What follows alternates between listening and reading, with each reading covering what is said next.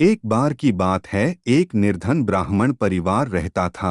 एक समय उनके यहाँ कुछ अतिथि आए। घर में खाने पीने का सारा सामान खत्म हो चुका था। इसी बात को लेकर ब्राह्मण और ब्राह्मण पत्नी में यह बातचीत हो रही थी। ब्राह्मण, कल सुबह कर्क संक्रांति है, भिक्षा के लिए मैं दूसरे गांव जाऊंगा। वहां एक ब्राह्मण सूर्यदेव की तृप्ति के लिए कुछ दान करना चाहता है। पत्नी, तुझे तो भोजन योग्य अन्न कमाना भी नहीं आता। तेरी पत्नी होकर मैंने कभी सुख नहीं भोगा, मिष्टान्न नहीं खाए, वस्त्र और आभूषणों को तो बात ही क्या कहनी। ब्राह्मण, देवी, तुम्हें ऐसा नहीं कहना चाहिए। अपनी इच्छा के अनुरूप धन किसी को नहीं मिलता। पेट भरने योग्य अन्न तो मैं भी ले ही आता हूँ। इससे अधिक की तृष्णा का त्याग कर दो। अति तृष्णा के चक्कर में मनुष्य के माथे पर शिखा हो जाती है। ब्राह्मणी ने पूछा, यह कैसे? तब ब्राह्मण ने सूअर शिकारी और गीदड़ की यह कथा सुनाई। एक दिन एक शिकारी शिकार की खोज में जंगल की ओर गया। जाते जाते उसे वन में काले अंजन के पहाड़ जैसा काला बड़ा सूअर दिखाई दिया। उसे देखकर उसने अपने धनुष की प्रत्यंचा को कानों तक खींचकर निशाना मारा। निशाना ठीक स्थान पर लगा। सूअर घायल होकर शिकारी की ओर दौड़ा। शिकारी भी तीखे दांतों वाले सूअर के हमले से गिरकर घायल हो गया।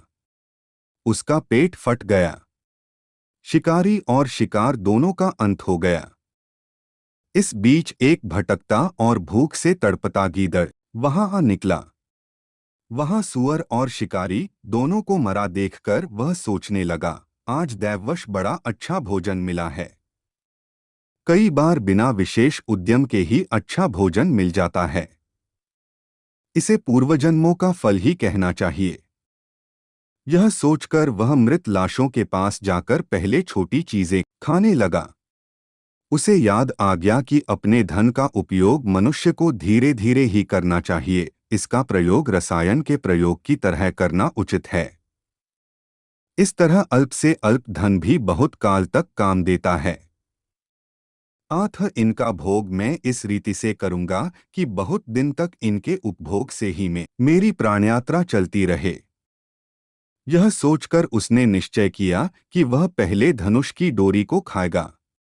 उस समय धनुष की प्रत्यंचा चढ़ी हुई थी। उसकी डोरी कमान के दोनों सिरों पर कसकर बंधी हुई थी। गीदड़ ने डोरी को मुख में लेकर चबाया। चबाते ही वह डोरी बहुत वेग से टूट गई और धनुष के कोने का एक सिरा उसके माथे को भेद कर ऊपर निकला आया, मानो माथे पर शिखा निकल आई हो।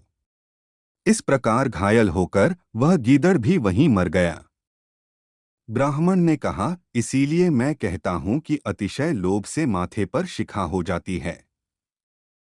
ब्राह्मणी ने ब्राह्मण की यह कहानी सुनने के बाद कहा, यदि यही बात है तो मेरे घर में थोड़े से तिल पड़े हैं।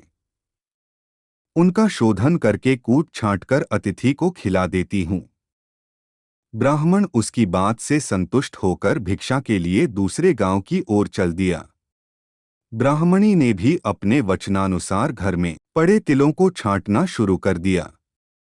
छांट छोड़कर जब उसने तिलों को सुखाने के लिए धूप में फैलाया तो एक कुत्ते ने उन तिलों को मूत्रविष्ठा से खराब कर दिया। ब्राह्मणी बड़ी चिंता में पड़ गई। यही तिल थे जिन्हें पकाकर उसने अतिथि को भोजन देना था। बहुत विचार के बाद उसने सोचा कि अगर वह इन शोधित तिलों के बदले अशोधित तिल मांगेगी तो कोई भी दे देगा। इनके उच्छिष्ट होने का किसी को पता ही नहीं लगेगा।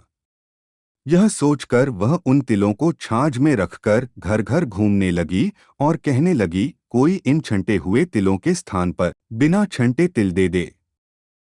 अचानक यह हुआ कि ब्राह्मणी तिलों को बेचने एक घर में पहुंच गई और कहने लगी कि बिना छंटे हुए तिलों के स्थान पर छंटे हुए तिलों को ले लो। उस घर की गृहपत्नी जब यह सौदा करने जा रही थी तब उसके लड़के ने, जो अर्थशास्त्र पढ़ा हुआ था, कहा, माता, इन तिलों को मत लो।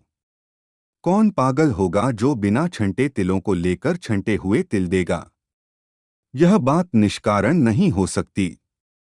अवश्यमेव इन छंटे तिलों में कोई दोष होगा। पुत्र के कहने से माता ने यह सौदा नहीं किया। सीख बिन कारण कार्य नहीं।